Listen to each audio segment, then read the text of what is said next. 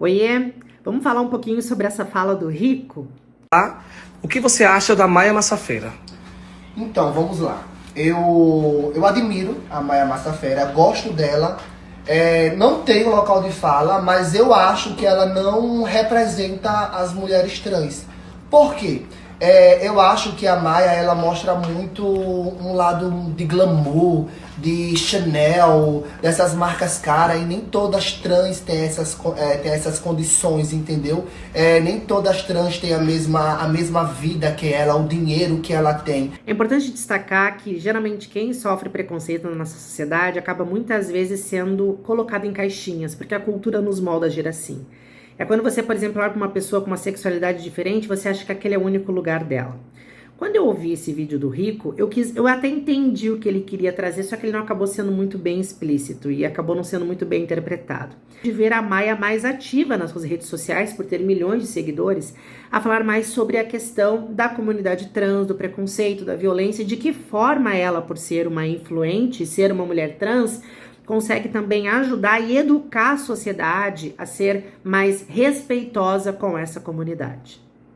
Só que a fala dele, o que mais me chamou a atenção, foi que ele trouxe que a Maia não representava, na opinião dele, a comunidade trans por viver muito no glamour, ou seja, no luxo. Só que a gente tem que falar uns pontos bem importantes aqui. Cada ser humano é diverso. E a gente carrega, inclusive, diversidades de oportunidades e experiências, assim como até distribuição de privilégios.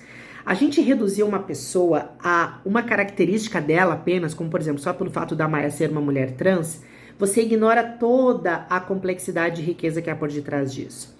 Quando a gente fala sobre a interseccionalidade, a gente fala que carregamos muitas vezes não só nas nossas identidades, mas oportunidades e vivências que moldam o nosso ser. A Maia, por ser uma mulher trans privilegiada, por viver no glamour, né, como o Rico traz, isso é uma interseccionalidade dela também. E quando a gente olha para a questão da interseccionalidade, a gente não pode muitas vezes colocar uma pessoa dentro de uma caixinha e achar que só pelo fato dela ser trans, ela precisa falar sobre a pauta trans. Eu, por exemplo, sou um homem gay afeminado e por causa disso eu devo estar o tempo todo falando sobre isso? Não, eu acabo hoje falando porque essa é a minha área de atuação, eu lido com diversidade e inclusão. Mas se eu não lidasse com essa pauta, e conheço muitos homens gays afeminados que não falam sobre essa pauta, porque não tem interesse, e tá tudo bem. Claro que nós temos uma questão estrutural social hoje no nosso país, onde mostra a violência e o preconceito contra a comunidade LGBT, principalmente com a comunidade trans. Inclusive tem pesquisas que trazem uma estimativa de vida de uma pessoa trans viver até os 35 anos.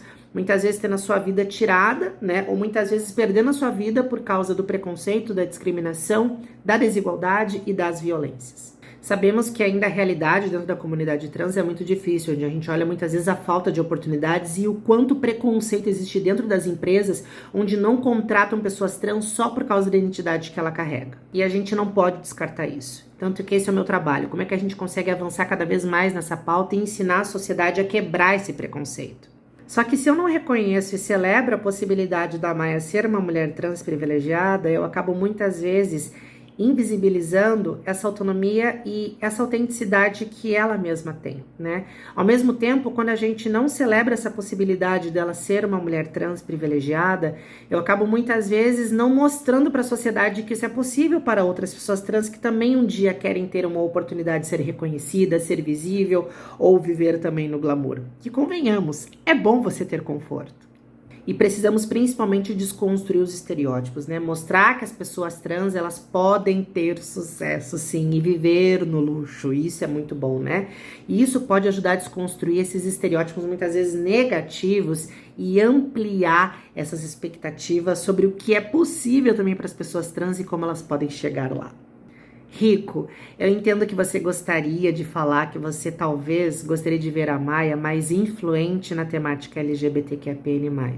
Só que isso muitas vezes é um estereótipo, um rótulo que você colocou porque você foi acostumado culturalmente a falar sobre isso.